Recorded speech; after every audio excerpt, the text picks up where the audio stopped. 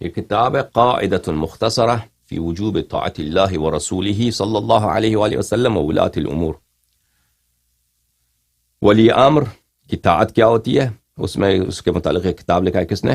ابن تیمیہ نے. یہ کتاب چھپی ہے سعودی عرب میں سنہ 1416 میں.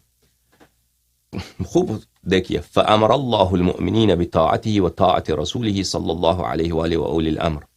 اللہ نے، یہ آیت ہے نا، یا ایھا الذین آمنوا اطیعوا اللہ واطیعوا الرسول وأولی الأمر منکم فإن تنازعتم في شيء فردوه إلى الله والرسول صلی اللہ علیہ وآلہ إن كنتم تؤمنون بالله واليوم الآخر. اس آیت کو نقل کرنے کے بعد کہتے ہیں کہ اللہ تعالیٰ نے امر کیا ہے، حکم دیا ہے کہ اللہ کی طاعت کرو اور رسول صلی اللہ علیہ وآلہ وسلم کی طاعت کرو. کما امرهم ان يؤدوا الامانات الى اهلها، جیسے امانت کو رد کرنا واجب ہے، نماز پڑھنا واجب ہے، بہت ساری چیزیں واجب ہیں. اسی طرح ولاۃ امور کی طاعت واجب ہے. ولاۃ امور، ٹھیک ہے نا. ولاۃ امور کے نزدیک کون ہے؟ ولاۃ امور جو شخص تلوار کے ذریعے سے، چاہے فاسق، فاجر، حرامی، شیطان کی خلیفہ بن جائے نا، اس کی طاعت شرعاً واجب ہے. اس طرح جس طرح اللہ کی طاعت، اللہ، رسول، اور اطیعوا اللہ واطیعوا الرسول واولی الامر منکم، ٹھیک ہے نا. صفحہ نمبر 32 میں ملاحظہ فرمائیے.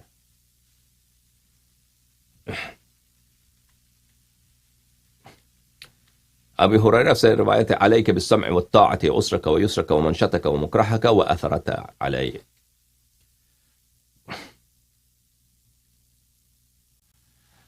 تجھ پہ طاعت واجب ہے،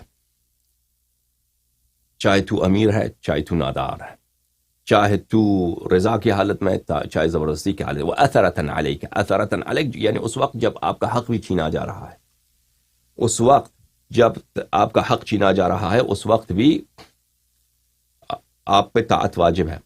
وَمَعْنَا قَوْلُهُ أَثَرَةً عَلَيْكَ وَأَثَرَةً عَلَيْنَا أي وَإِنْ اسْتَأْثَرَ وُلَاةُ الْأُمُورِ عَلَيْكَ فَلَمْ يُنصِفُوكَ وَلَمْ يُعْطُوكَ حَقَّكَ.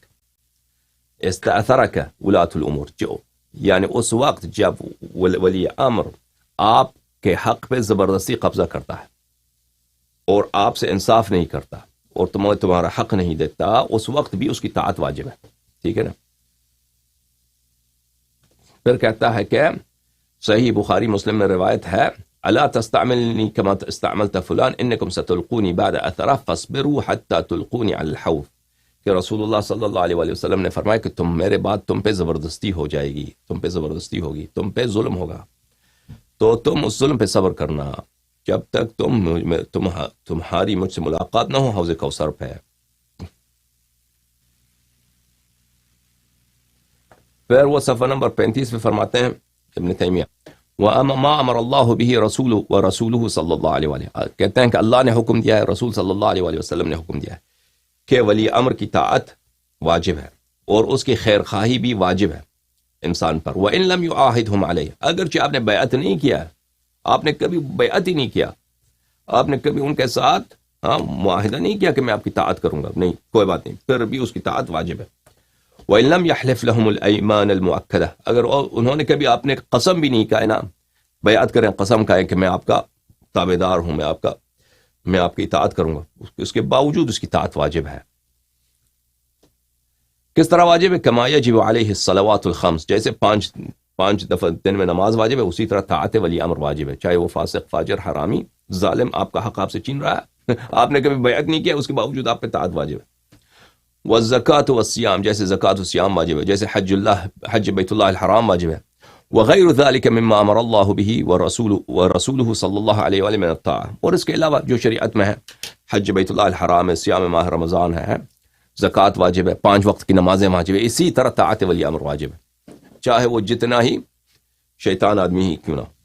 یہ کتاب شرح اصول السنہ ہے، شیخ عبداللہ ابن عبد الرحمن الجبرین، یہ جب سعودی عرب میں وہاں پہ بہت بڑے عالم دین ہیں وہابیت کے. یہاں پہ احمد بن حنبل کے جو کلمات ہیں، جو میں نے ان کے کتاب اصول سنت سے آپ کو دکھایا، اسی کی شرح میں ہے یہ.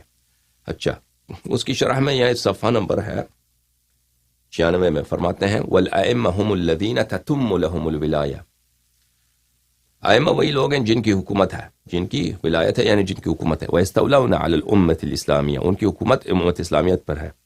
ان کی حکومت ہے امت اسلامیہ پر. سواء بعہد ذلك الوالی بأن عہد الیہ من قبل، چاہے اس طرح ہو کہ پچھلے والے خلیفے نے، پچھلے والے بادشاہ نے وصیت کی ہے، او بالقوة من ذلك الوالی بأن اخذ الولایت بالقوة، یا یہ کہ وہ طاقت کے زور سے وہ خلافت لے لے، چھین لے. وتولی علیہم، اور ان پہ اور طاقت کے زور سے، وتولی علیہم بالغلبہ، غلبہ طاقت کے زور سے وہ ان پہ حکومت کریں. هذا كل هذا بلا شک اذا تمت له الولایہ وجبت طاعت له، وجبت طاعت له، بلا شک بلا ریب، ایک دفعہ اس کی حکومت بن جائے تو پھر اس کی طاعت واجب ہے. ہاں، والسمع له، اس کی بات ماننا واجب ہے. وحرم الخروج علیہ، اور اس کی مخالفت کرنا، اس کے خلاف بغاوت کرنا حرام ہو جاتا ہے. ٹھیک ہے نا، شرعن جیسے نماز واجب ہے اسی طرح یہ بھی واجب ہے. کتاب الابانہ عن اصول الدیانہ، ابو الحسن اشعری جو عشائرہ کا امام ہے اس کی کتاب ہے. ابو الحسن اشعری جو بہت بڑے متکلم ہیں، اشاعرہ کے امام، حیدرآباد دکن کی چھپی ہوئی کتاب ہے. اچھا، صفحہ نمبر 12 میں فرماتے ہیں وَمِن دِينِنَا أن نصلي الجمعة والأعياد وسائر الصلوات والجماعات خلف كل بر وغیرہ. ہمارے دین کا حکم یہی ہے کہ ہم جمعہ اور عید کی نماز اور باقی سب نماز جماعت جو ہیں ہر نیک اور غیر نیک، نیک اور غیر نیک یعنی گناہکار کے پیچھے نماز پڑھیں. کما روی عن عبداللہ ابن عمر کان یصلی خلف الحجاج، جیسے کہ روایت میں ہے کہ عبداللہ ابن عمر حجاج ابن یوسف کے پیچھے نماز پڑھتے تھے. اچھا، ونرى الدعاء لأئمة المسلمين بالصلاح والإقرار بإمامتهم وتذلیل من رأى الخروج عليهم إذا ظهر منهم ترك الاستقامة. اور ہمارے دین کا یہ حکم ہے کہ ہم حکمرانوں کے لیے دعا کرتے رہیں کہ اللہ ان کو سلامتی دے اور ان کے امامت کا اقرار کرتے رہیں، اور جو بھی ان کے خلاف خروج کرنا چاہے جب حاکم ظالم بن جاتا ہے، یعنی اذا ظہر منہم ترک الاستقامہ، جب حاکم ظالم بن جاتا ہے، کوئی اس کے خلاف بغاوت کرنا چاہتا ہے تو ہم اس کی تذلیل کرتے ہیں. تذلیل یعنی اس کو کہتے ہیں یہ گمراہ ہے. یہ کتاب ہے رسالۃ الی اہل الثغر، تالیف ابو الحسن الاشعری، چھاپ مکتبۃ العلوم والحکم المدینہ المنورہ. ابو الحسن اشعری کی دوسری کتاب ہے. یہاں پہ ملاحظہ فرمائیے، کہتے ہیں ہمارا اجماع ہے، اجمع المسلمون، مسلمین کا اجماع ہے، مسلمین کا اجماع ہے کہ سمع و طاعت مسلمانوں کے حکمرانوں کے لیے. وعلی ان کل من ولی شیء من امورہم عن رضا او غلبہ، کہ جو بھی شخص ان کا حاکم بن جاتا ہے رضا سے یا غلبے سے، رضا سے یا زبردستی سے، وامتدت طاعتہ، اور اس کی طاعت جو ہے حکومت اس کی بن جاتی ہے، من بر او فاجر، من بر و فاجر، بر چاہے نیک ہو یا فاجر ہو، ہمارا اجماع ہے، ٹھیک ہے نا، کہ اس کی طاعت واجب ہے، اس کی طاعت واجب ہے. فاجر ہے، تلوار کے زور سے خلیفہ بنا ہے، طاعت واجب ہے شرعاً. اور اس کے خلاف خروج کرنا جائز نہیں ہے. جارا و عدل، چاہے ظلم کرے چاہے عدل کرے، اس کے خلاف آپ خروج نہیں کر سکتے، اس کے خلاف آپ بغاوت نہیں کر سکتے. اور واجب ہے وعلی ان یغزو معهم العدو، اس کے دشمن کے خلاف جہاد کرنا بھی واجب ہے. یہ بھی ہمارا دین کا حصہ ہے. میں نے کہا نا، ان کی نظریہ امامت جو ہے جماعت عمریہ کا، نارتھ کوریا کا جو ڈکٹیٹرشپ ہے کم جونگ ان کا، اس کے پاس بھی ایسا آئیڈیل سسٹم نہیں ہے. یہ تو بالکل آئیڈیل سسٹم ہے نا. آپ کو جتنا فاجر فاسق حکمران ہے، انہوں نے یہ شریعت بنایا ہے جس کا نام ہے مذہب عمریہ. ٹھیک ہے، اپنے لیے انہوں نے آئیڈیل ایک مذہب بنایا. یہ علماء تھے بھائی، یہ محدثین تھے، ان کو جو بھی پیسے دیتے تھے یہ لوگ، اشارہ ہوتا تھا، پیسے دینے کی ضرورت بھی نہیں ہوتی، ان کو خود پتہ ہوتا ہے. قاضی حضرات کو، جو قاضی ہوتے ہیں جو نماز جمعہ پڑھاتے ہیں، ان کو خود پتہ ہوتا ہے کہ خلیفے کی رضا کس بات میں ہے. اس کے خلیفہ کے کہنے سے پہلے وہ ایسے احادیث نقل کرتے تھے کہ وہ خلیفے کے مفاد میں ہو، تاکہ خلیفہ خوش ہو جائیں، پیسہ مل جائے میرا. وَإِلَّا یہ باتیں جو کہہ رہے ہیں نا عزیزو، اور یہ جو احادیث ان لوگوں نے نقل کی اپنے صحیح ترین کتبوں میں، یہ تو واضح ہے کہ یہ سب باطل ہے. یہ تو کوئی شریف انسان، کوئی عاقل انسان جس کی ضمیر ہے ان باتوں سے توافق تو نہیں کر سکتا، ٹھیک ہے نا. ان کا میں نے آپ کو بار بار کہا کہ جماعت عمریہ کا نظریہ امامت اتنا گٹھیا ہے کہ ان کو خود جرأت نہیں ہے وہ مسائل جو ان کے اجماعی ہیں وہ علناً اپنے ممبروں سے اپنے عوام کو سنائیں. اور وہ آتے ہیں پھر شیعوں پہ اعتراض کرتے ہیں کہ تم کیوں کہتے ہو کہ بھلے امامت منسوس ہے. منسوس صرف ایک ہی طریقہ ہے کہ وہ منسوس ہو. منسوس کے علاوہ اللہ نصب کرے، رسول صلی اللہ علیہ وسلم نصب کرے، اس کے علاوہ کوئی طریقہ ہو ہی نہیں سکتا. سمجھ میں آ رہی نا بات آپ کو؟ یہ کتاب اصول الدین الشیخ احمد بن محمد الغزنوی الحنفی، متوفى سنة 593. یہ بھی احناف کا بہت بڑا متکلم ہے. فصل طاعة الائمة واجبة وهي فرض عين من فروض الشرع. یہ کہتے ہیں کہ حکمرانوں کی طاعت واجب ہے اور یہ فرض عین ہے، فرض کفایت نہیں ہے، واجب کفائی ہے، فرض عینی ہے، ہر شخص پہ واجب ہے. ہر فرض پہ شخص واجب ہے کہ وہ حکمران کی طاعت کرے. من فروض شرع، اور شرعی لحاظ سے واجب ہے. یہ نہیں کہ ہم کہتے ہیں مصلحت ہے کہ آپ یہ کرو نا، دنیائی مصلحت ہے کہ بھئی فلان کام کرو، نہیں، شرعاً واجب ہے، اللہ کی جانب سے واجب. پر کہتا ہے اللہ نے تو قرآن میں فرمایا طاعت السلاطین والعمراء، سلاطین اور عمراء والولات واجب ہے. اللہ نے کہا اطیعوا اللہ واطیعوا الرسول واولی الامر منکم، ٹھیک ہے نا. ولا يحل الخروج علیہم وان جاروا، اگر وہ ظلم بھی کرے نا تو ان کے خلاف خروج کرنا جائز نہیں ہے. ولا ينعزلون عن الامام والولایہ وان ظلموا وارتکبوا کبیرہ، اور وہ ظلم بھی کریں، کبائر کا ارتکاب بھی کریں، کبائر کا ارتکاب بھی کریں. ان کے بہت سارے خلفات ہیں جو کبائر کا ارتکاب کرتے تھے. وہ عبد الملک ابن مروان، اس کا میں اچھا ہوتا کہ میں اس کو دکھا نوٹ، میں نے کل دیکھا اس کا، کس کتاب میں دیکھا میں، اس کا ایک خطبہ ہے، وہ اس سے پہلے جتنے ان کے خلفاء ان سب کو گالی دیتا ہے، ٹھیک ہے نا. امیر المومنین علیہ السلام کا ذکر نہیں کرتا، ابو بکر عمر کا ذکر کرتا، ابو بکر کا بھی ذکر نہیں کرتا. ابو بکر کو گالی دیتا ہے، وہ ابو بکر کو نہیں ہے ذکر نہیں کرتا. عمر کا ذکر کرتا، کہتا ہے یہ اس کو گالی دیتا ہے، عثمان کو گالی دیتا ہے، پھر معاویہ کو گالی، پھر یزید کو آ جاتا نا، کہتے یزید وہ تو معبون تھا، یزید تو وہ معبون تھا، تم لوگوں نے یزید کی اطاعت کی، وہ تو معبون تھا. عبد الملک ابن مروان کا یہ خطبہ ہے. کتاب موافقیات زبیر بن وقار میں نے دیکھا، کہاں پہ دیکھا، بہرحال وہ میں کبھی آپ کو دکھاؤں گا. کہتا ہے یزید معبون تھا. معبون پتہ ہے کس کو کہتے ہیں؟ معبون کہتے ہیں مفعول کو.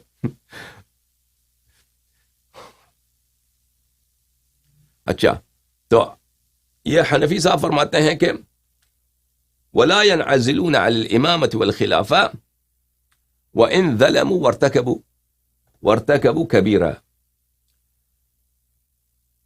امامت اور ولایت سے وہ عزل نہیں ہوتے اگرچہ ظلم کریں اور کبائر کا ارتکاب کریں، ٹھیک ہے نا. کبیرے کا ارتکاب کریں، گناہ کبیرہ، کوئی لواط دے رہا ہے، کوئی لواط کر رہا ہے، کوئی شراب پی رہا ہے، جیسے معاویہ پیتے تھے، ڈرنک ہوتا تھا ان کا، اور بھی خلفات ہیں جن کا ڈرنک ہوتا تھا. ابھی ہم ماہ محرم میں ذکر نہیں کرتے کیونکہ شیعہ ہنسیں گے. میں شیعوں کو نہیں اس لیے نہیں کہتا ان باتوں کو، ان کے فضائح بہت زیادہ ہیں. ہم ابھی اگر وہ ابو بکر عمر کے پروفائلز کھول دیں گے شیعہ ہنسنا شروع کر دیں گے، تو ابھی میں نہیں چاہتا کہ ابھی ہنسیں ہوں. ڈرنک تو بہت سارے لوگ کرتے تھے. ولا ندعو علیہم اذ ظلموا بل ندعو لهم بالصلاح والعدل. وہ ظلم بھی کرے تو ہمیں بد دعا دینے کی بھی اجازت نہیں ہے، بلکہ ہم دعا کریں گے ان کے لیے. یہ کتاب ہے عمدۃ القاری بشرح سقیم البخاری، چاپ دار الفکر، جزء 16. یہاں پہ ملاحظہ فرمائیے، بخاری کی حدیث ہے من کرہ من امیر شیئا فلیصبر، جو بادشاہ سلامت سے ایک چیز دیکھے جو ناپسند ہو تو صبر کرے. فإنه من خرج من السلطان شبرا مات میتة جاہلیہ، جو بادشاہ کے جو حکومت کے طاعت سے ایک فٹ دور ہو جائے تو کیا ہوتا ہے، وہ جاہلیت کی موت مرتا ہے، ٹھیک ہے نا. تو اس کے متعلق کہتے ہیں اس کی شرح میں وفیہ دلیل علی ان السلطان لا ينعزل بالفسق والظلم ولا تجوز منازعته في السلطنة بذلك. اس حدیث میں یہ دلیل ہے کہ بادشاہ سلامت فاسق ہو ظالم ہو، فسق اور ظلم سے وہ کیا نہیں ہوتا، معزول نہیں ہوتا، اس کی شرعی حکومت جاری رہتی ہے.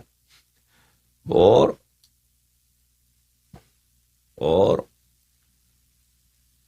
فسق اور ظلم کی وجہ سے اس کے ساتھ نزاع کرنا جائز نہیں ہے. یہ کتاب شرح العقیدۃ الطحاویہ لابن عبد العزیز الحنفی.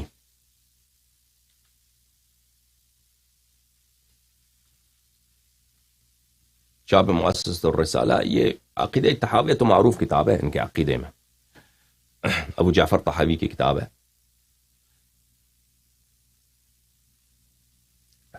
یہاں پہ صفحہ نمبر کون سا، یہ صفحہ نمبر 542 میں. اچھا نہ اگلے صفحے میں جائیں، اگلے صفحے میں، ہاں صفحہ نمبر 543 میں. اچھا کہتے ہیں کہ وَأَمَّا لُزُومُ طَاعَتُهُمْ وَإِنْ خلفاء اگر ظلم بھی کریں تو ان کی طاعت واجب ہوتی ہے. بل فلا انه يترتب على الخروج عن طاعتهم من المفاسد اضعاف ما يحصل من جورهم بل في الصبر على جورهم تكفير السيئات. کہتے ہیں اگر خلفاء ہم پہ ظلم کریں تو ہم ان کے ظلم پہ صبر کریں تو یہ ہمارے گناہوں کا کفارہ ہے، گناہوں کا کفارہ ہے. ومضاعفۃ الاجور، اور ہمارا اجر بڑھ جاتا ہے. وہ جتنا ظلم کریں، خلیفہ جتنا ظالم ہو اور جتنا ہم صبر کریں، اتنا ہی ہمارا کیا ہے، اتنا ہی ہمارا اجر بڑھ جاتا ہے. فإن اللہ تعالی ما سلطهم علینا الا لفساد اعمالنا. اللہ تعالیٰ نے ہماری بدی ہے.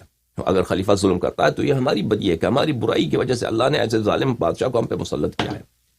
والجزاء من جنس العمل، جزاء جنس عمل سے ہوتا ہے. فعلينا الاجتهاد في الاستغفار والتوبة واصلاح العمل.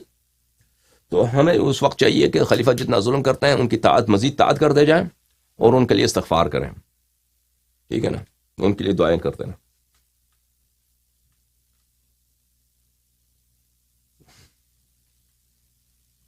یہ کتاب مراتب الاجماع لابن حزم الظاہری.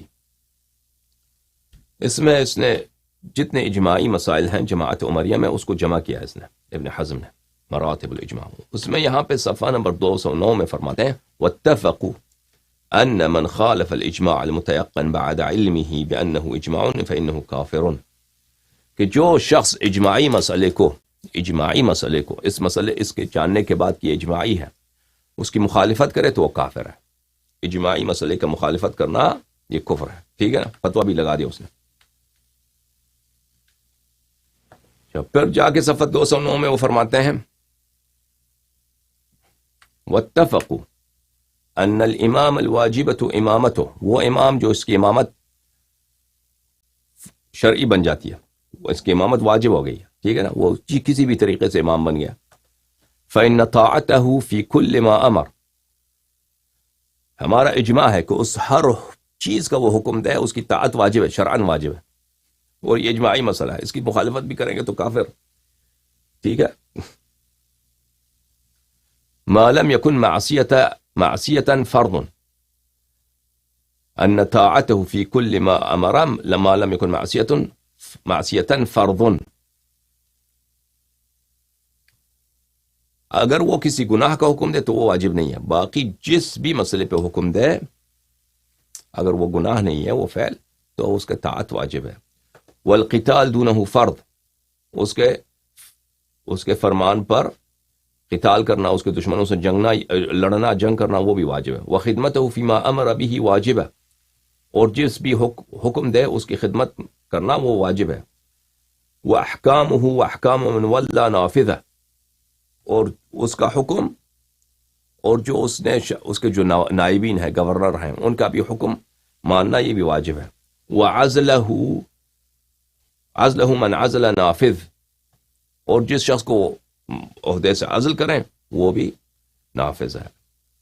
یہ اجماعی ہے. تو ٹھیک ہے نا عزیزو، اب پتہ چل گیا کہ ہم نے جماعت عمریہ کے مسئلے امامت کے بتایا تھا کہ ان کے ہاتھ امام بننے کے 3 طریقے کار ہیں. ایک بیعت، ایک وصیت، اور ایک ہے بالقہر والغلبہ. اور یہ قہر و غلبہ جو ہے یہ ایک اجماعی مسئلہ ہے. اب کوئی فضول شخص آ کے کہہ دے کہ میں اس کو نہیں مانتا، تو تو اس کو نہیں مانتا، تو کافر ہو گیا تو نے اجماع کی مخالفت کیا، اجماع کا مخالفت کرنے والا تو کافر ہوتا ہے، تو اپنے جہل سے کہتا ہے کہ میں اس کو نہیں مانتا. وہ اللہ تمہارے جو مذہب کے بڑے علماء ہیں انہوں نے کہہ دیا کہ یہ مسئلہ ہمارے ہاں